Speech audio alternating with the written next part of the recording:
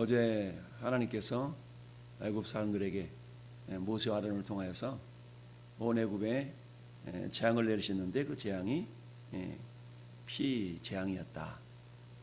나일강과 그리고 하수, 강물, 호수 이런 모든 물들이 피로 변하는 그런 재앙이 임하게 되었더라. 결국 애굽 왕 바로가 10가지의 재앙을 통하여서 이스라엘 백성들을 애굽 땅으로 보내지 않을 수 없는, 애굽 땅에서 이제 내어 보내지 않을 수 없는 그런 상황으로 결국 하나님께서 이끌어 가시기는 했는데요. 그런데 이런 모습의 과정을 보면서 결국 애굽 왕 바로의 교만함과 그리고 완악함을 살펴볼 수가 있습니다.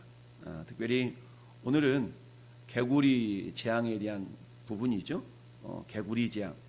여러분, 개구리 그러면 우리가 뭐 그닥 아이고 징그러워 이런 생각을 가질지언정 개구리가 어떻게 재앙이 될 수가 있을까라는 생각을 해볼 수가 있죠.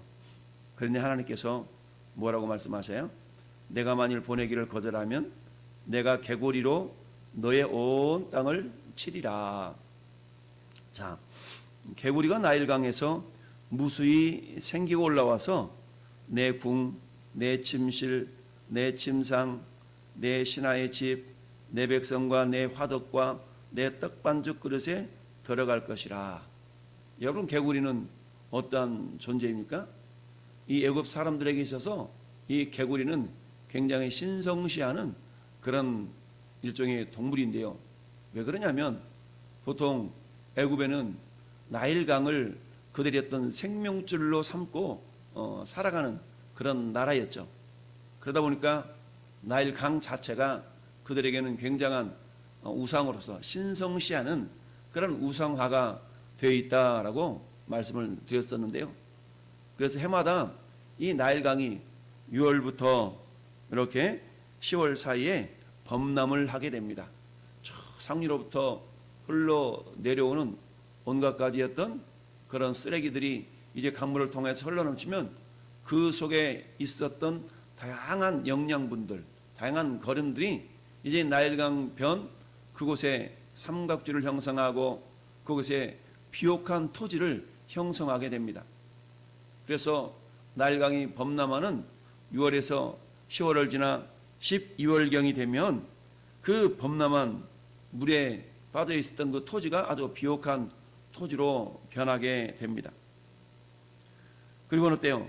그 비옥한 토지가 되었다라는 증거 중에 하나가 이제 그 나일강에서 개구리가 올라오는 겁니다. 그래서 개구리가 올라오는 모습을 보고 애굽 사람들은 올해도 풍년이겠구나, 올해도 농사가 잘 되겠네 라는 것을 예견할 수가 있었던 것이죠. 그러다 보니까 나일강이 범람한 이후에 이 애굽 사람들이 가장 먼저 확인하는 것은 뭐예요? 오늘도 개구리가 올해도 많이 올라왔나 안 올라왔나 이걸 보는 겁니다. 그래서 개구리가 많이 올라오면 그들의 마음에는 기쁨이 샘솟게 되는 거죠. 야, 올해도 개구리가 저렇게 많이 올라온 거 보니까 올해는 풍년이겠다. 그런데 개구리가 적게 올라오는 그런 모습을 보면 마음에 상심이 또 가득하게 된 거죠. 어째서 개구리가 많이 올라오지 않았지? 올해는 흉년이 들려나? 이런 생각들을 갖게 되었는데요. 따라서 이 개구리 자체는 사람들로 하여금 풍요와 번영을 상징하는 그런 우상으로 섬기게 되었던 것이죠. 그랬더니 이 개구리가 지금은 어떻게 변했나요? 이 개구리가 애굽 사람들에게 악취를 풍기는 그런 존재로 변화되어져 버리고 말았다라는 얘기입니다. 오늘 본문 13절, 14절 같이 한번 한 목소리로 합독합시다. 여호와께서 모세의 말대로 하시니 개구리가 집과 마당과 밭에서부터 나와서 죽은지라. 사람들이 모아 무더기로 쌓으니 땅에서 악취가 나더라. 그들에게 풍요로움을 가져다 주었던 그들의 우상과도 같았던 개구리가 이제는 어때요? 오히려 악취를 풍기는 존재인 것뿐만 아니라 자기 나라의 온 궁, 침실, 침산 위, 그야말로 모든 화덕, 떡반죽 그릇까지 들어가서 그들을 귀찮게 하는 그런 존재가 되었던 것이고, 심지어는 썩어서 냄새나는 악취를 풍기는 그런 존재로 변화가 되어져 버리고 말았다라는 얘기입니다. 자, 이처럼 그들이 번성을 누릴 수 있었고, 개구리가 많아지면 풍요로움과 번영과 행복을 주는 그런 존재로 믿고 살고 있었는데, 알고 보니까 그 개구리는 자기들의 인생에 악취를 풍기며 결국 그 인생을 망가뜨리는 주범이었던 것이죠. 이처럼 외국 사람들이 섬겼던 우상의 실체가 이와 같다라는 얘기입니다. 나일강 자체도 그들의 생명줄, 그들에게 생명을 공급하는 우상과도 같았던 그 강물이 변하여 피가 되었던 것이고, 그 강물에서 풍요로움을 예견할 수 있었던 이 개구리들이 오히려 그들의 인생에 있어서 악취를 풍기는 그런 존재로 변화되어져 버렸다라는 얘기죠. 그렇습니다. 실질적으로 우상이라는 것은 이와 같을 수밖에 없다. 즉 하나님이 주시지 않는 풍요로움, 하나님이 주시지 않는 번성함, 하나님이 주시지 않고 잘 되는 것, 하나님으로부터 나지 않는 이 모든 것은 결과론적으로 보면 우리의 삶을 망가뜨리고 어찌 보면 악취만 가득하게 하는 그런 것일 수가 있다라는 것입니다. 진정한 번성, 진정한 기쁨, 진정한 행복이라는 것은 결국 하나님이 주셔야만 한다라는 얘기입니다. 그렇습니다. 애굽 사람들이 섬겼던 이 개구리가 그들의 인생 가운데 악취를 풍기며 진동하여 사망에 이르게 하는 그런 냄새로 변화되어져 버리고 말았다라는 얘기입니다. 여러분, 이 애굽 왕 바로가 이처럼 개구리가 많이 올라오면서 자기들의 삶에 불편함을 끼치는 그런 존재로 변화되어져 버린 것을 보면서 이 애굽 왕 바로가 8절에 보니까 바로가 모세와 아론을 불러 이르되 여호와께 구하여 나와 내 백성에게서 개구리를 떠나게 하라. 내가 이 백성을 보내리니 그들이 여호와께 제사를 드릴 것이니라. 모세와 아론을 통해 하나님이 말씀하셨던 1절의 말씀, 너는 바로에게 가서 그에게 이르기를 여호와의 말씀에 내 백성을 보내라. 그들이 나를 섬길 것이니라. 이 말씀을 전해 듣고 결국 거절하며 비아냥거렸던 이 애굽 왕 바로가 그 개구리로 인한 불편함과 그런 모습을 보면서 이제 네 백성들을, 내가 이 백성들을 보내겠다라고 일단은 이야기를 하죠. 그러나 어때요? 이처럼 순종하는 것 같았지만 결국은 15절에 가서 보면 바로가 숨을 쉴 수 있게 됨을 보았을 때에 그의 마음을 완강하게 하였다라고 또한 말씀하고 있습니다.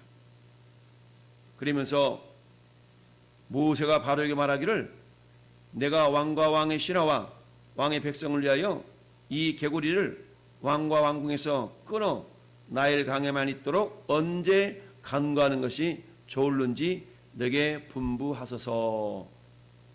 그럼 정상적인 사람이라면 어떻게 대답을 해야 됩니까? 당장에 해치우라고, 당장에 없애라고 이렇게 대답할 거 아니겠어요? 그런데 바로가 뭐라 대답합니까? 10절에 그가 이르되 내일이니이다. 애굽 왕 바로가 이 개구리들이 내일 없어지도록 해라. 오늘 하루 종일 어떻게 해야 됩니까? 그들이 괴롭힘을 당해야 됩니다. 그런데 애굽 왕 바로가 이렇게 말했던 것은 혹시라도 우연히 저절로 오늘 밤에 이 개구리들이 사라지지는 않을까라는 그런 생각을 했던 것이죠. 그래서 굳이 모세가 개구리들을 없애지 않았음에도 불구하고 개구리가 사라진다면 어때요?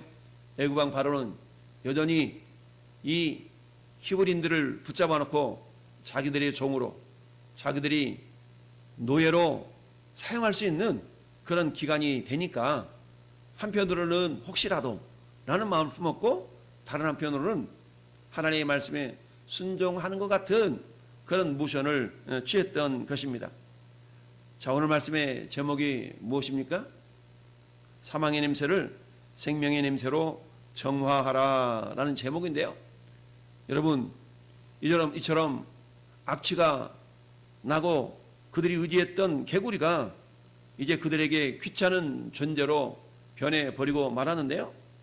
이 악취를 그대로 맡을 수밖에 없는 이 애굽 사람들의 어리석음과 연약함을 보게 됩니다. 그런데 하나님께서 저와 여러분을 향해서 무엇라고 말씀하고 있습니까? 고린도후서 2장 14절에 항상 우리를 그리스도 안에서 이기게 하시고 우리로 말미암아 각 처에서 그리스도를 아는 냄새를 나타내시는 하나님께 감사하노라. 우리는 구원을 받는 자들에게나 망하는 자들에게나 하나님 앞에서 따라합시다. 그리스도의 향기니. 그렇습니다. 우리는 그리스도의 향기입니다. 구원을 받는 자들에게나 망하는 자들에게나 하나님의 향기다. 어떤 자들에게든지 그것은 그리스도의 향기다라는 얘기입니다. 여러분, 우리나라 사람들이 참 청국장, 된장을 좋아하잖아요. 그런데 저 다른 나라 사람들, 이를테면 미국 사람들만 쳐더라도 우리나라의 그 된장 냄새, 청국장 냄새를 그렇게 어떻게 견디지 못하는 그런 모습을 우리가 보게 됩니다. 맛은 기똥찬데 냄새 때문에 괴로워하는 그런 것들을 보게 되죠. 우리가 요즘은 많은 사람들이 쉽게 접할 수 있는 치즈도 그런 거 아니겠어요? 치즈 자체는 영양분이 많지만 그걸 접할 때 자칫 잘못하면 악취 때문에 선뜻 먹고 싶어 하는 그런 마음을 사라지게 하듯이 청국장 역시 마찬가지죠. 우리들은 청국장을 좋아하지만 외국인들에게 있어서 그 청국장은 오히려 혐오의 대상이 될 정도까지 그렇게 그 냄새를 맡지 못하는 그런 모습을 보게 되지 않습니까? 청국장은 어떤 사람들에게나 독이라는 냄새가 풍겨지지만 어떤 사람에게는 냄새를 거부하는 그런 모습으로 다가가고 어떤 사람은 청국장, 저 맛있는 거네? 라고 다가가듯이 우리 하나님께서 저와 여러분들을 너희는 그리스도의 향기다 라고 말씀하시면서 이 사람에게는 사망으로부터 사망에 이르는 냄새요, 저 사람에게는 생명으로부터 생명에 이르는 냄새라 라고 말씀합니다. 여러분, 주 예수를 믿으라 그리하면 너와 내 집이 구원을 얻으리라. 이 동일한 말씀, 저분은 예수 믿는 사람인가 봐 라는 동일한 모습이 그 예수를 마음속에 영접하는 자들에게는 하나님의 자녀가 되어 영생을 누리는 생명의 냄새로 작용하겠지만, 그러나 여전히 우상을 섬기며 자기 생각을 굽히지 않는 그런 사람들에게는 아무리 구원의 역사를 이루는 예수 그리스도라 할지라도 그들에게는 사망의 냄새로밖에 역사하지 않는다라는 얘기입니다. 여러분, 그들이 의지했던 개구리 우상들이 자기들의 삶의 불편과 해악을 끼치는 사망의 냄새가 있었던 것처럼 오늘 이 시대도 역시 마찬가지입니다. 여러분, 우상은 결국 악취를 풍길 수밖에 없는 그런 존재들인 것을 성경은 말씀하고 있는데요. 그렇다면 이 악취나는 세상을 어떻게 정화할 수 있을까요? 그것은 저와 여러분들을 통해서 하나님은 생명의 냄새로 이 악취나는 사망의 냄새를 정화시킬 것을 말씀하고 있습니다. 여러분, 우리 교회 비전 선언문이 뭡니까? 나는 예수 그리스도의 보혈로 거룩함 받은 바르고 강건한 예수님의 제자로서 말씀과 기도와 성령의 능력으로 무장하여 세상을 축복하며 변화시켜 미래를 열어간다라는 것입니다. 여러분, 우리가 예수 그리스도의 복음으로 무장하고 썩어져가는 세상 속에서 소금과 같이 어두워진 이 세상 속의 빛과 같이 그런 역할을 감당할 수 있는 존재는 오직 복음으로 무장한 하나님의 사람들일 수밖에 없다라는 사실입니다. 오늘 하나님은 저와 여러분들을 향하여서 너는 세상의 빛이다, 너는 세상의 소금이다 라고 말씀하십니다. 여러분, 소금은 두 가지 특징이 있다고 그랬죠. 첫째는 그 짠맛이 썩어져가는 이 부패를 방지할 수 있는 기능을 하는 것이요. 두 번째는 음식을 맛깔나게 맛을 가미하는 그런 역할이 소금 아닙니까? 그런데 소금이 맛을 잃어버린다 그러면 밖에 던져져서 마치 다 타버린 연탄재 마냥 밟힐 수밖에 없는 존재가 되고 만다. 이미 하나님 저와 여러분들에게 너는 세상의 소금이다, 세상의 빛이다 라고 말씀합니다.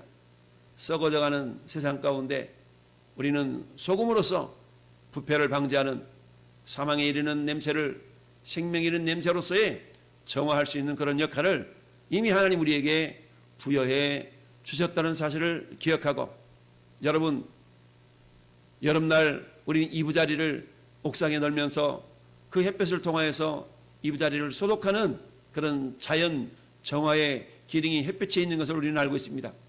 그런 것처럼 주님은 우리를 향하여서 너희가 세상의 빛이다 라고 말씀합니다. 여러분, 애굽왕 바로로 인하여서 온 애굽 땅에 악취가 진동하는 그곳에 결국 모세와 아론을 통하여서 하나님은 하나하나 정화시켜 나가면서 그곳이 생명의 땅으로 변화될 것을 원하고 계시지만 여전히 애굽왕 바로의 완악함 때문에 그것은 여전히 저주 가운데 악취 가운데 머물 수밖에 없는 안타까움이 있는 것이죠. 오늘 이 세상도 역시 마찬가지입니다.